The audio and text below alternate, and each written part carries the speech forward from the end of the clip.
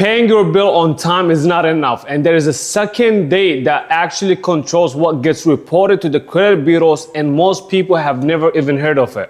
So there are 2 dates on your credit card that matter the most, and most people only know one of them, and that is exactly why the score is not where it should be. The first one is your due date. That is the last day that you can make at least a minimum payment without getting hit with a late fee. And most people know about this one. But the second one, which is even more important, is your statement date or closing date. This is the day that your bank takes a snapshot of whatever balance is sitting on your card and reports to the credit bureaus.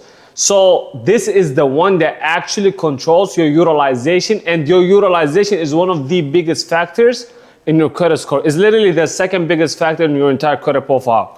And here's where most people go wrong. So let's say your due date is what? On the 1st of every month. And your statement date is on the 6th of every month. And you pay your bills on the 1st. You pay your bill on the 1st, and now you feel good about it. And then you spend normally for the next few days.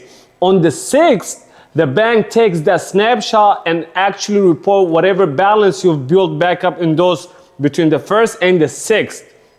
So even though you paid on time, your utilization still shows up high, and now your score will still take a hit. And you have no idea why, because you just did what you were supposed to do. And the fix to this is pretty simple, which is you need your balance to be as close as to zero on the statement date, not the due date, the statement date. So the move is find your statement date first. It is in your credit card app or your paper statement or whatever, and make sure it is not the due date. So look specifically for the closing date or the statement closing date, and then pay your balance to zero before that date hits.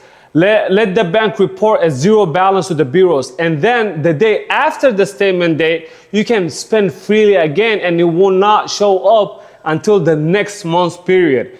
And that one tiny adjustment alone can literally move your score fast, because your reported utilization drops to zero or close to it, and then that's what the bureaus see immediately. And now imagine this. Let's say you have multiple cards. This can get even more useful. So every card has its own statement date, and they're usually on different days of the month, right? So you can rotate your spending between cards based on which one statement date is coming up. When card 1 is about to close, pay it to zero and shift your spending to card 2. Once card 1's statement date passes, you can go back and spend on it. And now you keep rotating and keep every card balance reporting low. So utilization is almost zero on the entire month. By doing so, you stay liquid and you keep spending money, and your score keeps going up, because what the bureaus see is never reflect on what you actually carry. Do you understand? And most people are literally losing points every single month from something that completely fixable and doable just like that. And they're not doing anything wrong intentionally.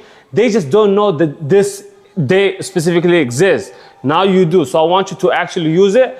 If you want more help, click the link below, and I will take a look at your specific credit profile setup and tell you exactly how to run this.